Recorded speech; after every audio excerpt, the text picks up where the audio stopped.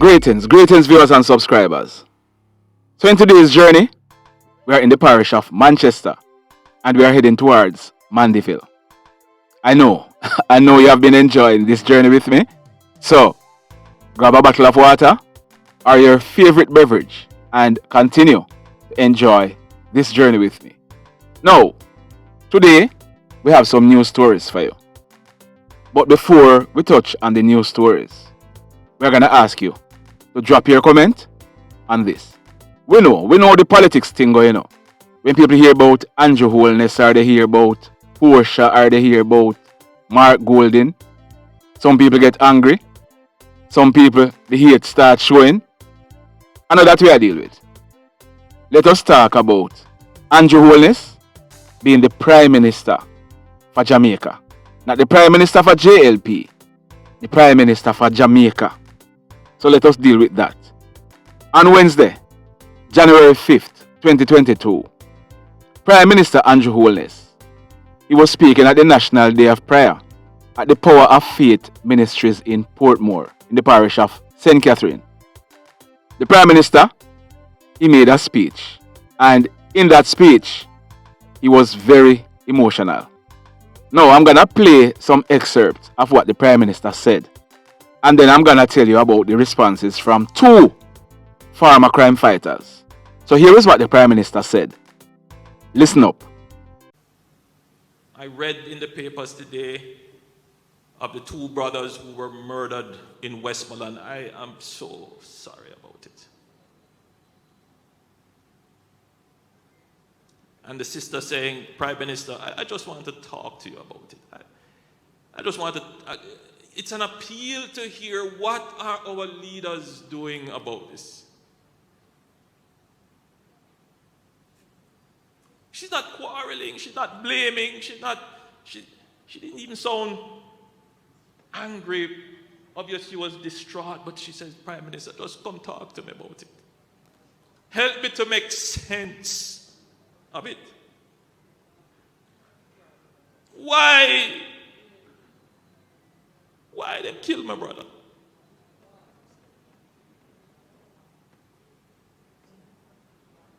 Why you kill the 10-year-old? Why?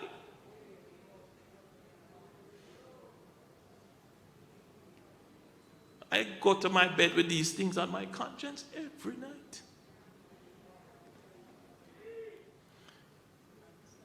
I know that I have tried.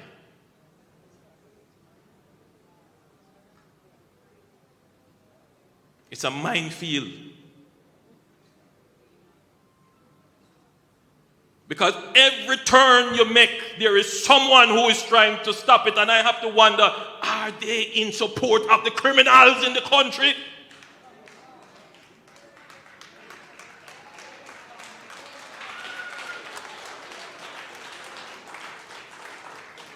The 10-year-old didn't have to die. She didn't have to die, man. We are there, so he down there. We put it in Westmoreland. The two brothers never had to die, man. We said we have to put in stronger measures for guns. And there are those people in Jamaica who turn their mouth on it.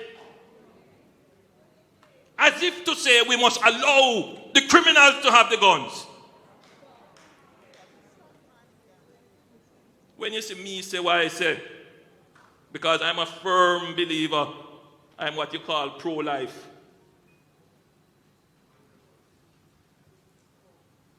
But when I say I would make an exception, the JDF intercepted a boat coming in from Haiti. We have intercepted many boats coming in from Haiti and from South American countries. When we intercept them, you know what they do? They throw off what they have into the water. So you're not likely to be able to get the guns. They threw it off. But this one, were able to recover 2 firearms. We are increasing our capacity to have domain control of our territorial waters. People wonder why we're spending all of this money. Because we have to stop the guns coming in. That's why we're putting the boats out there. And we're going to put more out there. So we can control our territorial waters. Talk about crime plan. It's the first time Jamaica has a plan that is being executed. And not just talk, money behind it. Now you have heard the speech. You have heard what Prime Minister Andrew Holness said. This morning's edition of the Jamaica Observer, it carried an article on the front page. In that article, retired crime fighter Clive Karate George Lawrence, he said this: the criminals are now in their glory. The fact that the Prime Minister get emotional, they are telling themselves that him run out of options. And it's like him back is against the wall. They get glory out of that. It's sad. Sometimes, we as humans, when we get in our emotions, that happens. You don't know what goes through the man's head or the man's mind. And here's the thing. It is because he is in the church too. But it's like he's saying, there's nothing else him can do. That shouldn't come out of his mouth still. He should have been more diplomatic. We not really make no comparison. But if I did PJ Patterson, he would have deal with it differently. The Michael Manley them would have deal with it differently. Even though the Prime Minister is crafty, Andrew Holness is crafty, but that one they get to him, it lick him because the reaction overall is saying everything him try not working out. That is what he is saying indirectly. That is what Clive Karate George Lawrence said to the Jamaica Observer. Now, former Senior Superintendent Renito Adams, he said this about the Prime Minister's speech. The Prime Minister has blundered terribly as far as I am concerned, because you are showing the public that you can't manage. We know that some of these laws need both sides of Parliament to agree. But as far as I'm concerned, they have their people to advise them how to effect these changes. The criminal elements out there have now been motivated, having seen the Prime Minister and seeing him in this emotional moment. What they are interpreting is that he cannot manage. And I am not talking because it is a JLP government. If it was the PNP who come out and made that announcement, I would deplore the action just the same. Because what I read in that is that you are telling us you have no hope. If they don't have any hope, how can we have hope? So you have heard what Renito Adams and Karate George had to say about what the Prime Minister said. What are your comments? Do you agree or don't you agree? You remember that when Peter Bunting, the former National Security Minister, came out some years ago and said something about divine intervention. He was taken to task by many persons, including members of the JLP. What are your views now about what the Prime Minister is saying? Drop your comments in the comment section below. Later on today, because this video, it should be released by 12 midday. By then, we are expecting to hear from the Prime Minister. He has called a press conference at 10 o'clock this morning, Sunday, January 9th, 2022. We don't know as yet what he's going to announce. But for a press conference to be called on a Sunday, there is some urgency. We are expecting that at this press conference, the Prime Minister will be addressing the crime problem as also the COVID problem. So let's wait and see.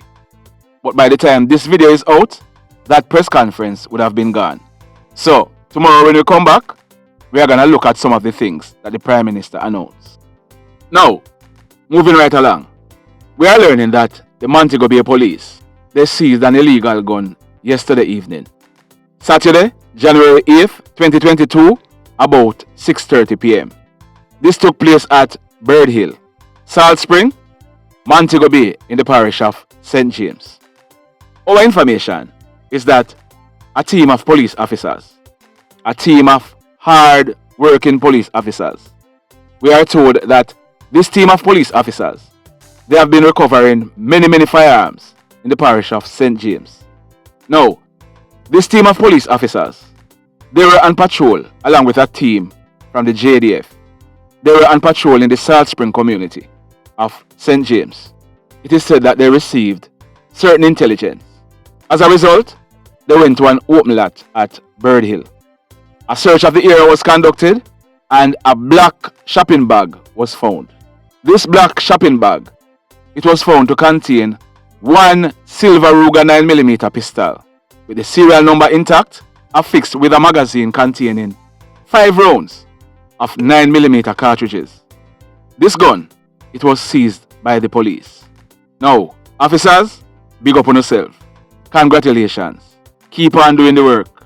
Whenever you seize guns, you are saving lives. Even though no one was arrested, keep on getting the intelligence, because we are sure that it's because of your credibility why you continue to get these intelligence. So, keep on doing what you are doing. Enough respect. In this next incident, this one took place broad daylight. Saturday, January 8th, 2022, about some minutes close to 2 p.m. It took place at a place named Bullet Tree Lane, Petersfield, in the parish of Westmoreland. Now, here is what we are learning. A man, he's popularly known as Andre. Andre, he lived in the same Bullet Tree Lane area. Now, Andre and a group of men, they were at his home mixing concrete. We are told that they were building a wall to the front of the premises where Andre is living. We are learning that at least 2 motorcycles rode up with 3 men aboard these motorcycles and reaching at the front of Andre's yard. The hoodlums and the motorcycles, they brandished guns and opened gunfire at Andre. They then made good their escape on the said motorcycles. It was then realized that Andre, he was shot. He received gunshot wounds to the right side of his neck. He was rushed to a nearby hospital where he was treated and admitted. Now, when this crime scene was processed, our information is that 12 9mm spent shells were recovered from the scene. So, Andre is lucky because at least 12 bullets were fired at him. But luckily, he was only shot once. So Andre is a lucky man. The mayhem. The mayhem. Now, have you hit on the like button as yet? Yeah, man, remember, Remember, if you have not yet hit on it, hit on it. You are not liking the stories we are bringing. You are liking the fact that we are bringing the stories to you. And these stories, most of them, you're not going to hear them anywhere else. Especially the details that we bring to each story. So, keep on hitting the like button because that is what helps the channel to grow. And even if you are a silent listener, even if you are afraid of saying anything about any of the stories that we bring, just type "blessed love everybody." That is enough. Alright? Now, yesterday, we brought you a story and we told you that we are going to be updating it. By now, you should know that when we say something on this channel, we try to honor our commitment. The man you are seeing on your screen, his name is Devon Dunn. He was popularly known as Damion or Brownman. Damion, he was 31 years old. He was employed as a registration clerk at the Noel Holmes Hospital in Lucy. Damion, like we told you yesterday, is from a district named Q in the parish of Hanover. Now, here's what we are learning. You see, we have been getting, let me tell you this, we have been getting lots of WhatsApp messages since we carried this story yesterday. So here is what we are understanding. Damion, he is the only son for his mother. He may also be the only child for his mother. Now, Damien's mother, she operates a shop at Q. Some years ago, that shop was broken into. A young man, he was arrested and charged, and he was sent to prison for breaking into the shop. Listen me carefully. It is said that some threats were heard that the owner for the shop, Damien's mom, we are not going to call her name, but we are told that some threats were heard that she's going to bawl. In other words, she going to cry. Something is going to happen, which is going to make she cry. Are you reading between the lines? Like we said yesterday, Damion, he was involved in a serious motor vehicle accident about some 3 years ago. The photograph you are looking at on your screen, it was taken before Damion was in the accident. We are told that as a result of the accident, there's a little deformity on his face. So his face don't look like what you are seeing on the screen. Damion is the father of 3 children, 2 girls and 1 boy. His last child is a baby, born a few months ago. What we are learning is that on Friday, January 7th, 2022, Damion was seen at Johnsontown in Lucy. He was in a Toyota Corolla motorcar. He went to visit his baby at Johnsontown.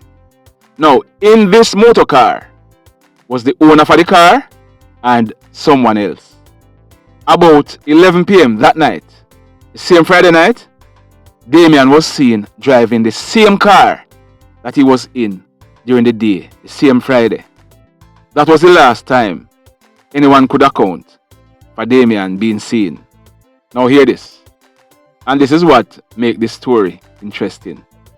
The car that Damion was seen in, it is owned by the brother of the same man who had gone to prison for breaking into Damion's mother's shop.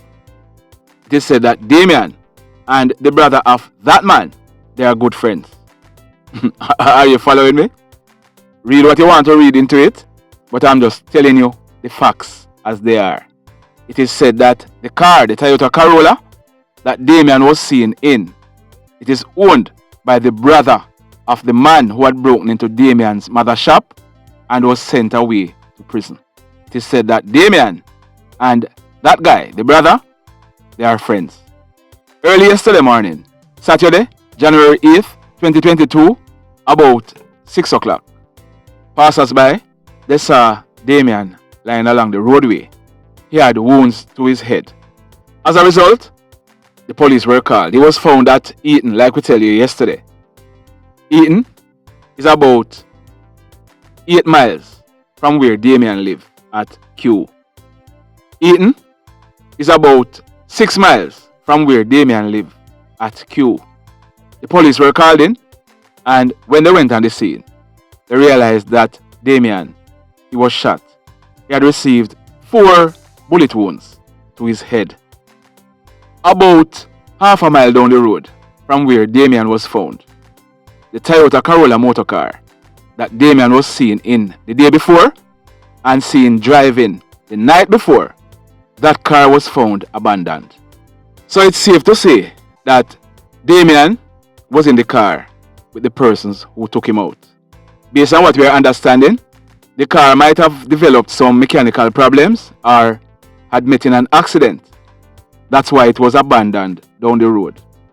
We are also learning that bloodstains was seen inside of the car. The police, they took Damion to the hospital that he works, the Noel Holmes Hospital, where he was officially pronounced DEAD. The car was taken into the custody of the police. Now, we are getting some unconfirmed reports that the owner for the car, he had gone to the Lucy police station and reported that Damion, he drove away the car without his consent. That is the information that we are getting. That the owner for the car, he went to the Lucy police station, claiming the car, and he told the police that Damion drove away the car without his consent. Is this true or is it not true? Remember, we told you, that Damion was seen in the same car during the day with the driver or the owner. It is possible, it is possible that that they could have gone in the night and Damion went and drove away the car, as also he could be lying. So it's one of two things. Either he's speaking the truth or he's lying. If he's speaking the truth, then that's a different story. But if he's lying, what would be his motivation to lie? If he's lying, is it possible that he may know who carry out this atrocity?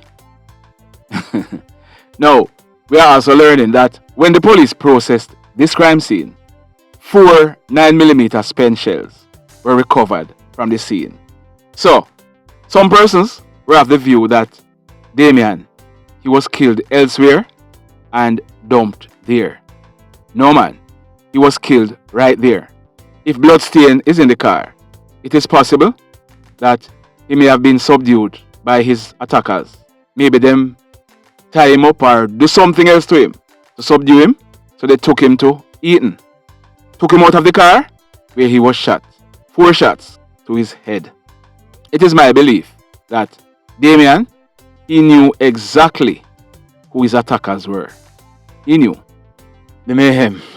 Why I tell you, the year just started, and 9 days, 9 days. And for the 9 days, I've been carrying stories. Every single day. Every single day, 1 or 2 persons are murdered in the stories. Or we have to carry a story about persons being killed. Every single day. Now, if you are here and you are watching this video, if you have not yet hit on the like button, remember to hit on it. If you have not yet subscribed to the channel, we are now past 56,000 subscribers. So we are now moving to 57,000 subscribers. Hit on the subscribe button, as also hit on the notification bell, then click all, so that whenever we put out a new video, you will be notified. We carry at least 2 videos per day. We carry the news story, as also the birthday greetings video. So remember that if you know anybody who is celebrating their birthday, send us a WhatsApp message, 876-458-9111. You can send a photograph of the person if you wish, or if you don't have a photograph, it's okay. You can send us a voice note if you want your voice to be broadcasted, or you can text us and we read it. So if you know anybody celebrating their birthday, wedding anniversary, or you just want to big up somebody, send us a WhatsApp message and we will send it out for you. Now in the final story for today, the mayhem. This one took place at a place named Chop Up Hill. Now Chop Up Hill is at Lilliput, Montego Bay in the parish of St. James. It took place last night, Saturday, January 8th, 2022, about 7:30. Now here is what we are learning. A group of persons were at a shop at Road 22 at Chop Up Hill in Lilliput. It is said that a group of hoodlums walked up to the shop. One of them, he actually entered the shop with a gun in his hand. He opened fire on the persons who were in the shop. The hoodlum, he then went back outside and he and his cronies, they made good their escape on foot in the area. It was then realized that a man, his name is Cedrick Brown, he's popularly known as Simple. Another man named Marvin, he's in his mid-30s. He's a customer service representative. A third man, his surname is Morrison. He's a bartender. A fourth man, his first name is Albert. He's a carpenter. Now, all of them, they are living close by where this incident took place. All 4 persons were shot. They were taken to a nearby hospital where Cedrick Brown, otherwise known as Simple, he succumbed to his injuries. He had received gunshot wounds all over his body. Mr. Morrison, he received gunshot wounds to the right side of his hip. Marvin, he received a gunshot wound to his right foot, whilst Albert, he was shot in his right side. Now, when this crime scene was processed, we are learning that 15 9mm spent shells were recovered from the scene. The Montego Bay police, they are investigating. The mayhem continues. Blessed love, everybody.